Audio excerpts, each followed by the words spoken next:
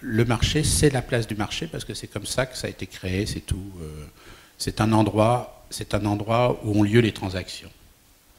Et c'est un endroit qui est défini par le pouvoir politique, quel qu'il soit, que ce soit l'empereur, que ce soit le prince, que ce soit la cité, que ce soit la République.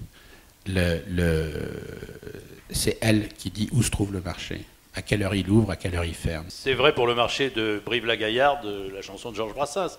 Est-ce que c'est vrai pour les marchés financiers? Mais absolument. C'est exactement...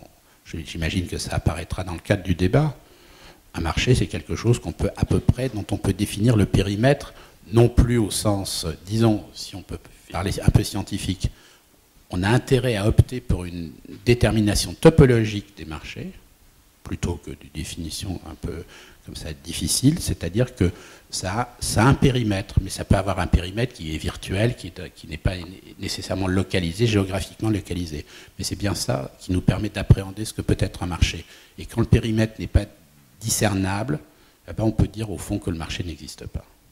Les théories qui ont présidé à ce qu'on appelle la construction de la finance moderne ne sont pas des théories parfaites. Je pense que ça fonctionnait suffisamment bien pour que ceux qui ont de l'argent financent ceux qui ont des projets. Pour moi, les marchés financiers, c'est ça, c'est un lieu dans lequel les détenteurs de capitaux financent des entrepreneurs. Ça n'est pas très important de savoir si les marchés sont efficients ou pas. Ce qui est important de savoir, c'est s'ils remplissent leur office.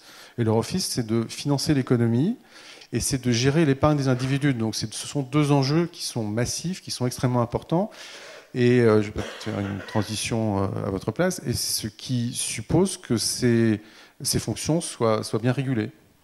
En tout cas, moi, la définition que je donne à un marché, c'est certes un lieu de transaction, alors matériel ou virtuel aujourd'hui, mais ça n'est pas forcément le plus important. Et c'est aussi un ensemble de règles à respecter. Et je crois on parlait du marché des subprimes. Premier élément, pour moi, ça n'était pas un marché. Puisque certes, il y avait peut-être des échanges, certes, il y avait peut-être des prix affichés, mais à ma connaissance, il n'y avait pas de règles.